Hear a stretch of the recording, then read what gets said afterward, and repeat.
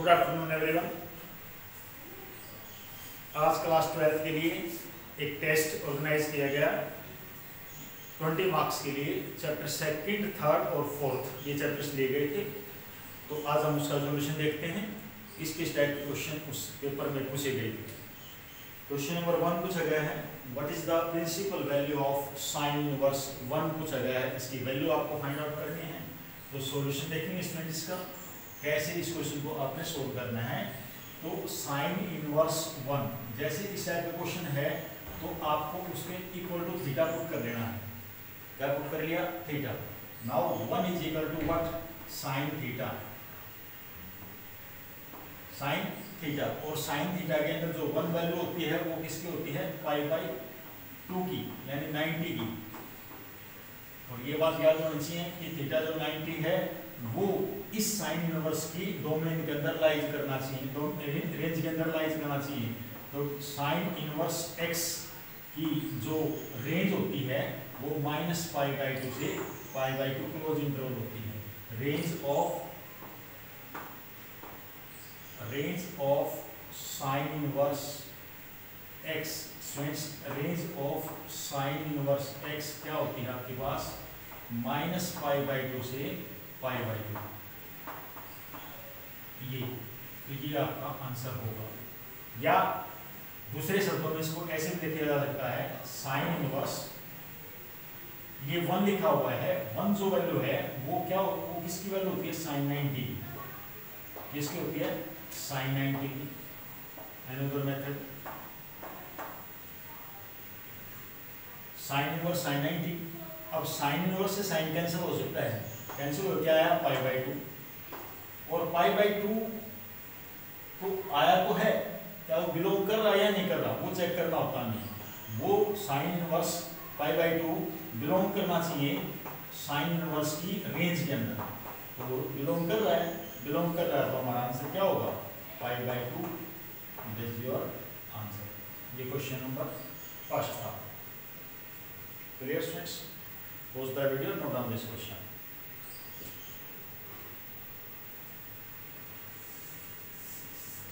After that second question में आपसे पूछा गया था, find the value of tangent to tan inverse 1/2 plus tan inverse 1/7। आपसे ये क्वेश्चन पूछा गया था, इसकी वैल्यू फाइंड आउट करनी है स्टूडेंट्स। 2 tan इनवर्स x, तो firstly you use the formula 2 tan inverse x। 2 tan inverse x का फार्मूला क्या होता है? 2 टेंजेंट इनवर्स x का फार्मूला क्या होता है? आपको याद होना चाहिए, tangent inverse 2x divide by 1 - x²। ये फार्मूला होता है 2 tan इनवर्स का। Firstly apply here tan inverse 2x divide by 1 - x²। x² यानी 1/2 का स्क्वायर करेंगे 1/4 plus tan inverse 1/7। Next line tangent tan inverse, अब 2 से 2 कैंसिल हो गया, चेक करो, तो 3/4 हो जाएगा और 3/4 आएगा 4/3 हो जाएगा plus tangent inverse 1/7। After that using the identity tan inverse x, using the property tan inverse x plus tan inverse y, इसकी प्रॉपर्टी आपको याद होनी चाहिए। tan inverse x plus y divide by 1 - xy, ये मेरी प्रॉपर्टी होती है tan inverse x plus tan inverse y की स्टूडेंट्स। तो यहाँ पर हमने अप्लाई किया tan inverse x plus y, x plus y divide by 1 - xy। After that tangent inverse, ये कितना है? Simply 21, 7 4 28 plus 3 divide by 1 - 4/21। Next step tangent tangent inverse 31 by ये हो जाएगा 17। टेन इनवर्स 31 बाई 17 और ये इससे कैंसिल आउट होकर के आपके पास क्या बचेगा 31 बाई 17। ये आपका आंसर होगा students.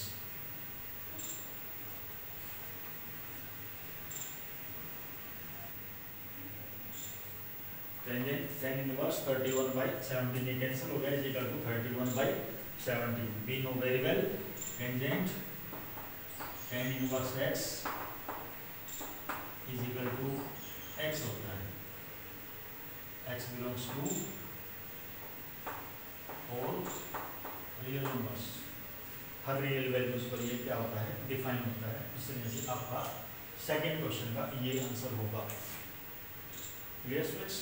Pause the video, note down this question. Now I am taking third question.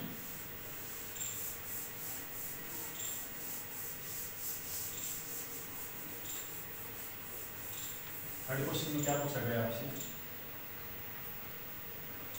Evaluate, very easy question पूछा गया है, हल करना है। इवेलुएट क्वेश्चन है sine π/3 minus sine inverse -1/2, which is a very easy question. Sine π/3 भाई ये properties आपको ध्यान से याद हैं, अच्छी तरह से याद हैं, तो आप इन क्वेश्चन को बहुत इजी कर लेते हैं। साइन इनवर्स डायरेक्ट मैं लिखना चाहूँ, sine inverse -1/2 we can write minus sine inverse 2 minus sine inverse 1/2 minus minus plus sine के अंदर 1/2 वैल्यू किसकी होती है 30, तो वी कैन राइट π/6। यस बस दोबारा बताओ बेटे इसको खोल के, देखो ऐसे लिखते हैं, ये क्या लिखा हुआ है साइन इनवर्स -1/2 लिखा हुआ है, ठीक है। तो इसको हम क्या लिख सकते हैं sine inverse sine of -π/6, right. और ये इससे कैंसिल हो सकता है, क्यों कैंसिल होने के बाद क्या आएगा -π/6, और π/6 तो बिलोंग करता है, किसके अंदर बिलोंग करता है -π/2 टू π/2 बिलोंग करेगा तभी पॉसिबल आंसर, अदरवाइज कैंसिल नहीं होगा, राइट। तो इसके जगह पर -π/6 माइनस प्लस π/6। नाउ इनको जब आप ऐड करेंगे तो क्या हो जाएगा बेटे π/2 और sin 90 की वैल्यू क्या होती है 1। ये आपका आंसर होगा। क्वेश्चन नंबर थर्ड का आंसर ये था। क्लियर होगा सभी को? समझ आ रही बेटे सभी को? वर्षा आ रहा समझ? नेक्स्ट, उसके बाद नेक्स्ट क्वेश्चन मैंने बोला है इसके ऊपर, question number 4, for what value of x, x की वैल्यू आपको फाइंड आउट करनी है। For what value of x, for what value of x, x की क्या वैल्यू होनी चाहिए। क्वेश्चन है 2 tan इनवर्स cos x is equal to tan इनवर्स 2 कोसेकेंट x। देखो बेटे बहुत ही आसान क्वेश्चन। तो फर्स्टली 2 tan इनवर्स x का आप फॉर्मूला अप्लाई करेंगे, tan inverse 2x tan inverse 2x on 1 minus x के यानी cos square x is equal to tangent inverse 2 cosecant को क्या लिखते हो आप 2/sin। हमने समझ आ रहा है क्वेश्चन? तो tan इनवर्स अप्लाई करते हैं, दोनों तरफ tan इनवर्स कैंसिल हो गया, तो मेरे पास ऊपर क्या यहाँ क्या बचा बेटे 2 cos x डिवाइड बाई ये क्या रहेगा आपके पास sin स्क्वायर x, ये क्या रहेगा बेटे 2/sin x। तो ये 2 से 2 भी कैंसिल हो गया, x स्क्वायर से ये कैंसिल हो गया, cos बाई sin क्या होगा बेटे cot x की वैल्यू 1, cot x के अंदर वैल्यू किसकी होती है 5/4 की, तो ये आपका आंसर होगा। ठीक है, कोई दिक्कत है इस क्वेश्चन में? समझ आ रहा है अच्छी तरह से? चलो नेक्स्ट क्वेश्चन चलते हैं। सभी क्वेश्चंस एनसीईआरटी से ही दिए गए हैं। उसके बाद क्वेश्चन पूछा गया है राइट द प्रिंसिपल वैल्यू, फिर अगेन प्रिंसिपल वैल्यू का क्वेश्चन आ गया।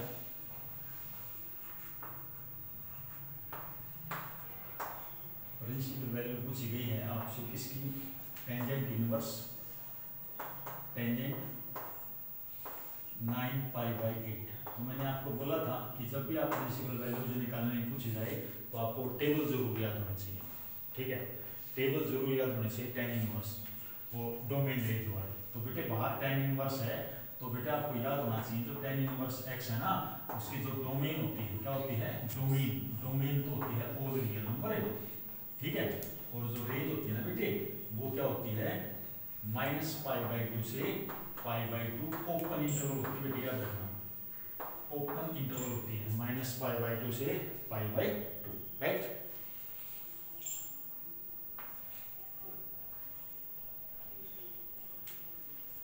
नाउ टेंजेंट इनवर्स, देखिए स्टूडेंट्स क्वेश्चन कैसे करा, टेंजेंट ये क्या लिखा हुआ 9π/8, 9π/8 को क्या लिख सकता हूँ, पाई प्लस π/8 नहीं लिख सकता, क्या पता नहीं बात ध्यान से, पाई प्लस π/8 नहीं लिखा जा सकता, और पाई प्लस ये देखिए कैसे क्वाड्रेंट होता है, यहाँ पर होता है π/2, यहाँ पर पाई और here is 2π and 3π/2, तो पाई में प्लस किया गया है, पाई में प्लस किया गया तो हम थर्ड क्वाड्रेंट चलेंगे, और थर्ड में तो टेंजेंट पॉजिटिव होता है, क्या होता है थर्ड पॉजिटिव, थर्ड में कौन सा पॉजिटिव होता है, एक टेंजेंट और एक फोर, ये दोनों मेरे क्या होते हैं पॉजिटिव, बाकी सारे क्या होते हैं नेगेटिव।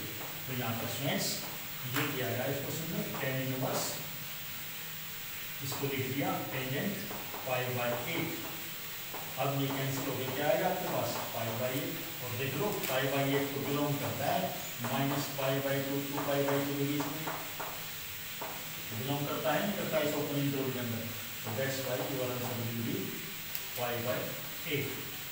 ये आपका क्वेश्चन नंबर 5 था।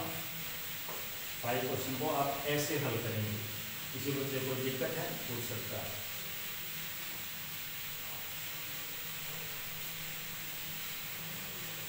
Next question friends, question number 6, show that the elements on the main diagonal of a skew symmetric matrix are all zeros।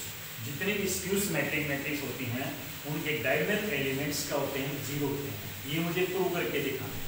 Students ध्यान देंगे दैट ए कोई मैट्रिक्स ले ली जो कि कैसी है स्क्यू सिमेट्रिक मैट्रिक्स, कैसी बेटे skew symmetric matrix. Skew symmetric matrix का उसी कैसा एग्जांपल होता है बेटा उसका, देखिए ध्यान से ये कैसा एग्जांपल होता है, यदि मैं 2 ऑर्डर की कोई मैट्रिक्स लिखूं तो ये होती है स्क्यू सिमेट्रिक मैट्रिक्स। यदि मैं इसका ट्रांसपोज करूं ना, इसका ट्रांसपोज करें तो ट्रांसपोज करेंगे क्या है बेटे 0 2 -2 और 0 आ जाएगा, और इसमें से यदि मैं माइनस कॉमन निकालूं तो क्या हो जाएगा स्टूडेंट से, देखो बेटे ध्यान से 0 2 -2 और 0, तो दैट्स इक्वल टू 8 यानी किसी मैट्रिक्स का ट्रांसपोज किया और वो माइनस के आ जाए इक्वल आ जाए, माइनस उसी मैट्रिक्स के इक्वल आ जाए, तो कौन सी होती है स्क्यू सिमेट्रिक मैट्रिक्स। तो मुझे अब ये प्रूव करके दिखाना है कि जो मेन डायगोनल्स होता है उसके सभी एलिमेंट्स क्या होते हैं जीरो। तो फ्रेंड्स यहाँ पर आप देखेंगे कि मैंने लिखा हुआ है transpose of A equal to minus of A, तो जब मैट्रिक्स यहाँ पर बेटे कोई भी लिखी हुई तो उसका ऑर्डर आई जे, यानी आई को रिप्रेजेंट करता है, रो को रिप्रेजेंट करता है, जे कॉलम को रिप्रेजेंट करता है।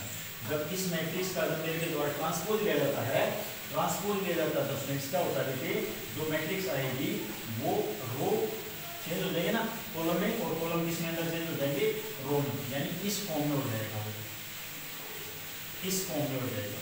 मेरी डाउट क्लियर है।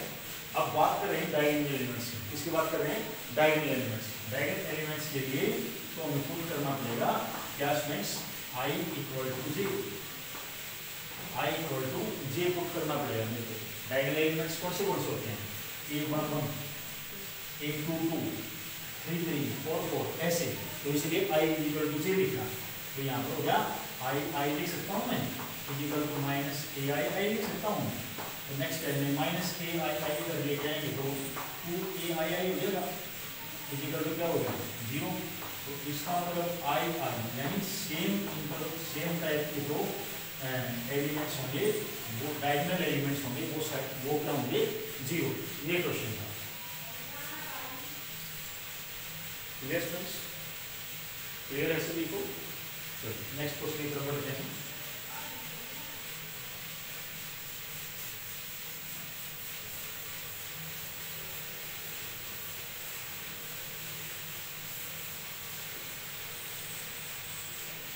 उसके बाद 7th क्वेश्चन, सबसे इजी क्वेश्चन था।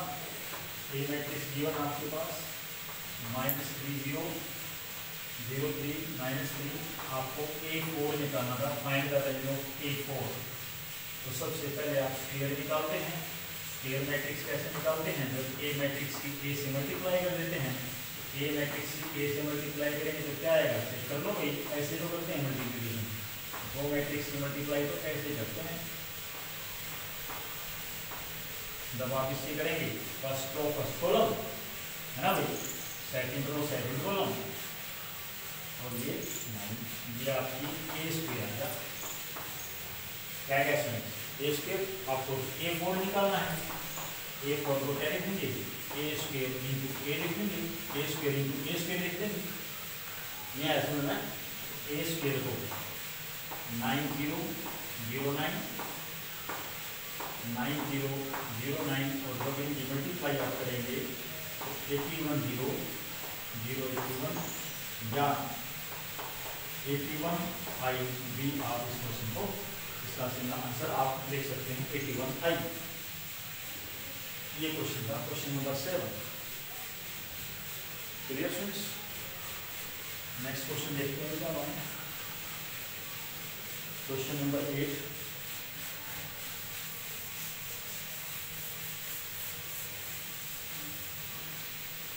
क्वेश्चन नंबर 8 पूछा गया था, इफ ए मैट्रिक्स गिवन आपके पास cos थीटा फाई लिखा हुआ है, यहाँ पर आएगा sin फाई, आएगा sin फाई और cos फाई, और ये आई जो आयता है, आयता रिप्रेजेंट करता है -√-1 को। तो बाय यूजिंग PMI आपको ये प्रूव करना है कि n equal to cos n phi iota sin n phi iota sin n phi और cos n फाई, ये आपको प्रूव करना है।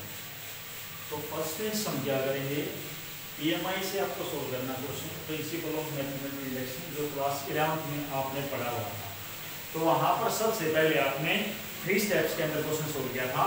Put n is equal to 1, put n is equal to k and put n is equal to k plus 1।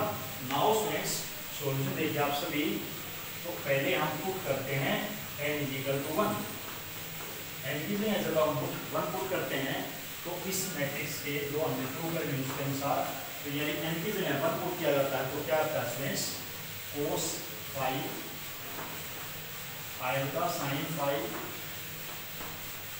आयता sin phi और cos phi, जो कि equal आ गई इसके a के इक्वल। तो हम लिख सकते हैं which is true, which is true. ऐसा आपने PMI में किया था। सेकंड स्टेप में पुट करते थे आप n is equal to k। Let us assume that, लिखते हैं ना, let us assume that this equation is n is equal to k also true ना। तो a raise to power k is equal to, यहाँ पर आया cos k phi iota sin k phi iota sin k phi and cos k phi. यहाँ पे step करना है। And third step, put n is equal to k plus 1। तो क्या हो जाएगा, n की जगह k प्लस 1 पुट किया स्टूडेंट्स, तो cos of k plus 1 phi आएगा sin k plus 1 phi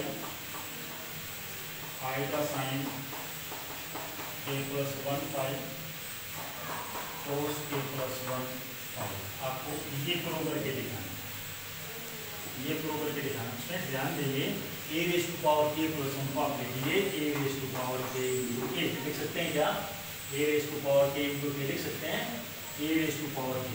A raise to power के क्या है बेटे, देखो ये भी स्टेटमेंट कोस के फाइव आयोटा साइन के फाइव आयोटा साइन के फाइव एंड कोस के फाइव। ये ए रेस टू पावर के की मैट्रिक्स लिखी इंटू ए लिखा हुआ है। ए मैट्रिक्स लिखोगे, ए मैट्रिक्स आपके पास cos five iota sine five iota sine five and cos five. अब आप इन दोनों को मल्टीप्लाई करेंगे। क्या करेंगे, मल्टीप्लिकेशन।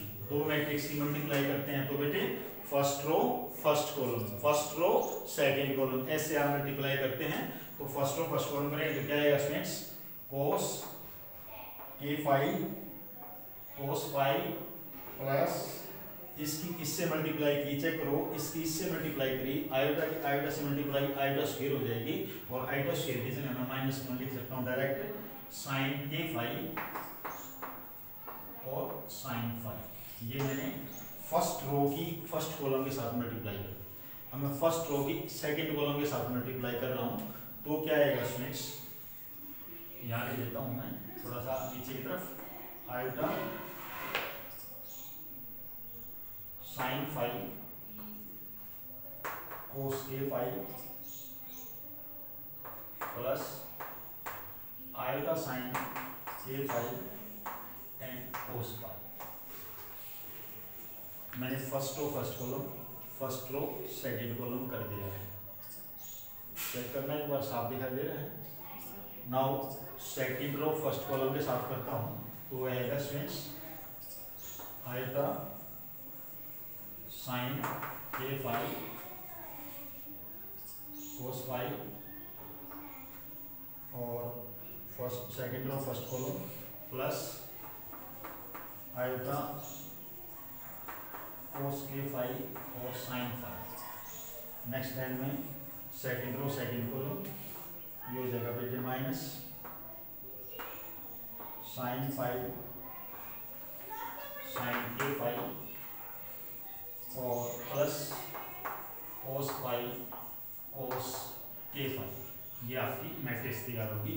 अब इसके बाद आपने लास्ट स्टेप हुआ बेटे फार्मूला पुट करने का। देखना बेटे ध्यान से, कोस ए कोस बी माइनस साइन ए साइन बी, किसका फार्मूला होता है, कोस ए प्लस बी का, राइट।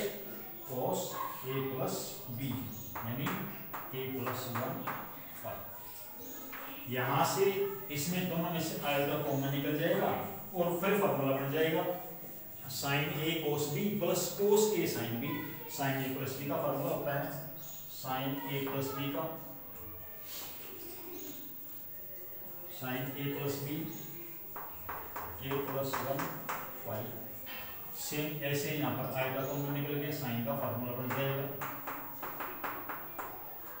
और ये आपका कोस का फार्मूला बन जाएगा। तो यही आपकी राइट हैंड साइड थी स्टूडेंट्स, चेक कर लो। ये आपकी राइट हैंड साइड थी, ये हमने लेफ्ट हैंड साइड लेके चले थे। तो according to PMI all the this matrix is satisfy all the value of integers n belongs to z। तो हर पॉइंट्स पर आपकी क्या होगी, ये वैल्यू सेटिस्फाई करेगी। तो PMI से ये क्वेश्चन आपको ऐसे सोल्व करना है। क्लियर है स्टूडेंट्स, कोई डाउट है किसी बच्चे को, समझ आ गया अच्छी तरह से।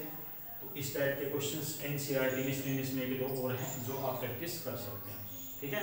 ऐसे क्वेश्चन पूछे जा सकते हैं कई बार। चलिए नेक्स्ट क्वेश्चन की तरफ चलते हैं।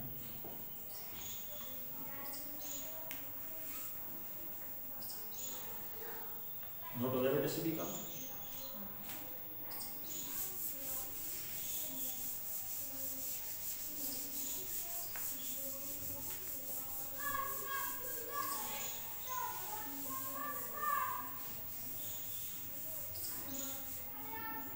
उसके बाद नेक्स्ट क्वेश्चन डाला है क्वेश्चन नंबर 9। मैंने स्टार्टिंग में ही बताया था जब मैंने रिवीजन करवाया, इस टाइप का जरूर क्वेश्चन एग्जाम में पूछा जा सकता है और दोनों क्वेश्चन उसी से पूछे गए हैं।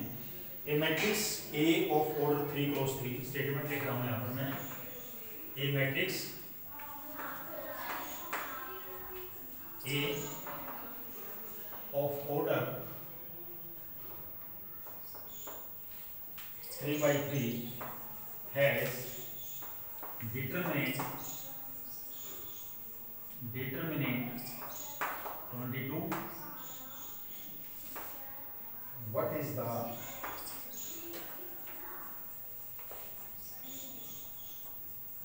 value of determinant of 4A? इसकी value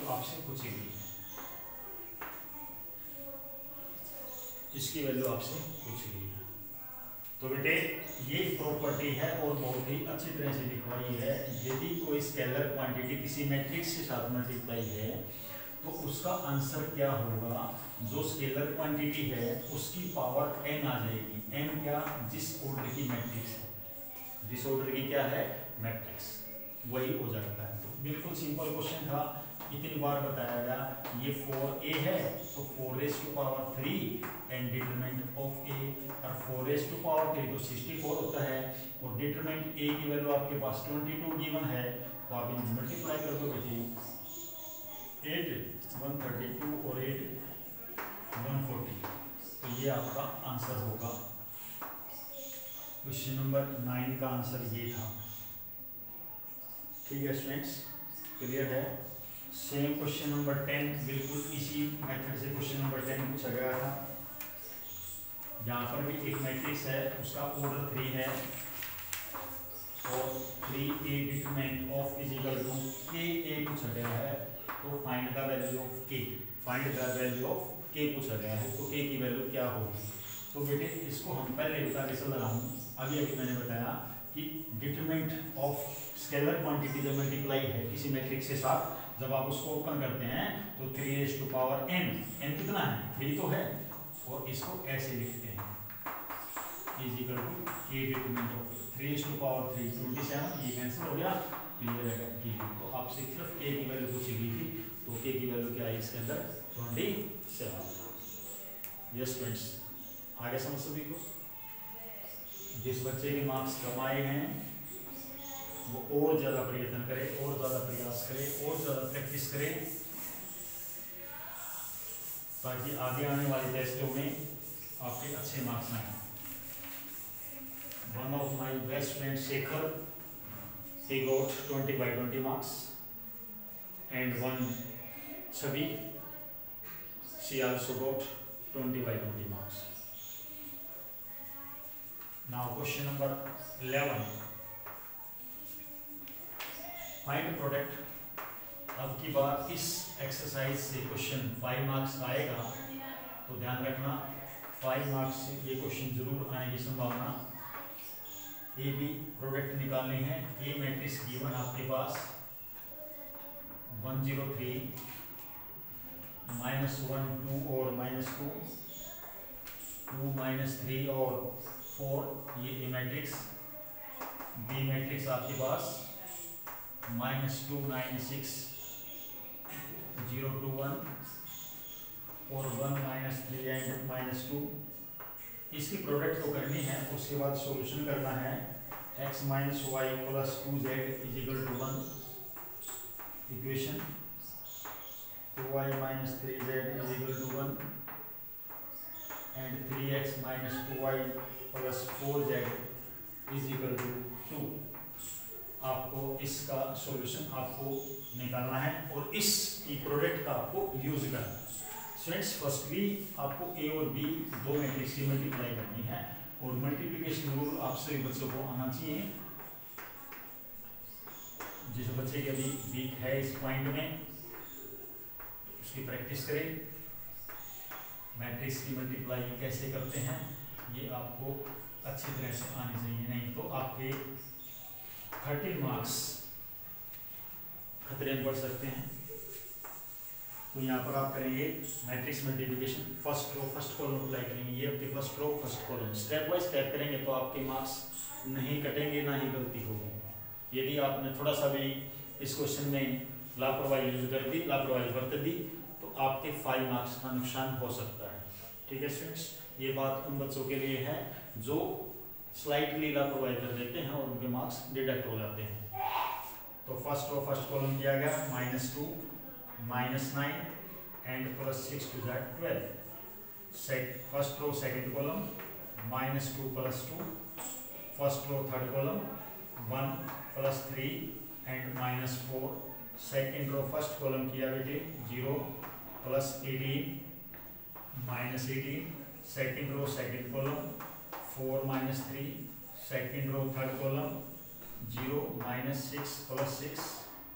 third row first column 3 to the 6 -18 6 4 the 24 0 -4 +4 and 3 +6 and -8। Right students, जब आप इसको सोल्व करेंगे 1 0 0 0 1 0 0 0 1। तो स्टूडेंट ध्यान देंगे, अभी आपने जो सोल्व किया है ए बी इक्वल टू आई आया आपके पास। ए और बी की जो प्रोडक्ट करी है वो किसके इक्वल आई है? आई के इक्वल। यहाँ तक बात समझ में आ गई आपको अच्छी तरह से? चलिए उसके बाद आगे हमने ये वाले इक्वेशंस को सोल्व करना है। तो यहाँ से मैट्रिक्स बनाएंगे बेटे, which we can say A matrix coefficient देंगे 1 2 3 -1, सॉरी यहाँ पर 0 आएगा, a -1 2 और -2 और 2 -3 एंड 4, ये ए मैट्रिक्स काउंट होगी। फिर एक्स मैट्रिक्स होगी बेटे। मैट्रिक्स मेथड एक हमारा लास्ट एक्सेल में है, वो हमें यूज करना होता है। यहाँ पर बी मैट्रिक्स 1 1 2। तो मैट्रिक्स मेथड क्या कहता है? A X equal to B. X equal to क्या होता है? A inverse B. A inverse B. इस मैट्रिक्स का मेरे को इनवर्स निकालना है। स्टूडेंट ध्यान देंगे सभी, जो मैं लिखने जा रहा हूँ बोर्ड पे ध्यान देंगे सभी। इस मैट्रिक्स का मुझे इनवर्स निकालना है। तो फर्स्टली चेक, इस मैट्रिक्स को चेक करो, ध्यान से चेक करो बेटे, ये मैट्रिक्स सेम टू सेम है या? देखो ध्यान से, ए जो मैट्रिक्स है बिल्कुल सेम है नहीं? अरे नहीं है क्या सेम बेटे? तो ए बी इजिकल टू आई को आया है, यदि मैं इनवर्स निकालूं, इनवर्स तो इधर जाके ए इनवर्स बन जाएगा। तो बी इजिकल टू आई और ए इनवर्स ऐसे भी लिखा जाएगा? नहीं लिखा जाएगा। तो ए इनवर्स की आई से मल्टीप्लाई तो ए रहेगा, ए इनवर्स रहेगी। तो ए इनवर्स की वैल्यू किसके इक्वल आई? बी के इक्वल। ये पॉइंट क्लियर हुआ है नहीं हुआ? ए इनवर्स की वैल्यू किसके इक्वल आई? बी के इक्वल आई। किसके इक्वल आई बेटे? बी के। तो ए इनवर्स, तो इसका यदि मैं इनवर्स निकालूंगा स्टूडेंट ध्यान देंगे, ए इनवर्स, तो इनवर्स वो दोबारा सारा कोफैक्टर वगैरह निकालने की जरूरत नहीं इस क्वेश्चन में, क्योंकि क्वेश्चन में पहले ही पूछा गया था इस प्रोडक्ट का यूज करके आपको ये वैल्यू फाइंड आउट करनी है। तो ए इनवर्स, इसका इनवर्स निकला ये मैट्रिक्स। तो ये मैट्रिक्स लिखोगे आप यहाँ पर -2 9 6 0 2 1 1 -3 एंड -2। और बी मैट्रिक्स आपके पास 1 1 2 ये वाली, और यहाँ पर x लिख देंगे x y z। अब आप फर्स्ट रो फर्स्ट कॉलम निकालेंगे students. First row first column कितना आएगा? देखिए -2 आएगा। First row first column +0 +2। उसके बाद second row first column 9 +2 and -6 and third row first column 6 +1 and -4। तो ये आ जाएगा बेटे 0 9 और 2 11 11 में 6 गया 5 6 और 1 4 7 7 में से 4 गया 3। तो ये आपका आंसर आ जाएगा x y z। तो जो x की वैल्यू है वो आएगी बेटा 0, y की वैल्यू आएगी 5 एंड z की वैल्यू आएगी 3। ये आपका आंसर होगा। इस तरह से आप पूरे क्वेश्चन को करते हैं तो आपके 5 मार्क्स आएंगे। स्टूडेंट्स ये क्वेश्चंस थे आज के टेस्ट के। मुझे उम्मीद है आप सभी को समझ में आ गए होंगे, और इस टेस्ट की बार बार आपने प्रैक्टिस करनी है। इस टाइप के क्वेश्चंस अपनी बुक से, एनसीईआरटी से या एलिमेंट बुक से आपने ढूंढने हैं और उनको सोल्व करके देखने हैं बार बार। ठीक है स्टूडेंट्स, क्लियर है? मुझे उम्मीद है आगे आने वाले टेस्ट में आप और अच्छा बेहतर प्रदर्शन करेंगे। Thank you.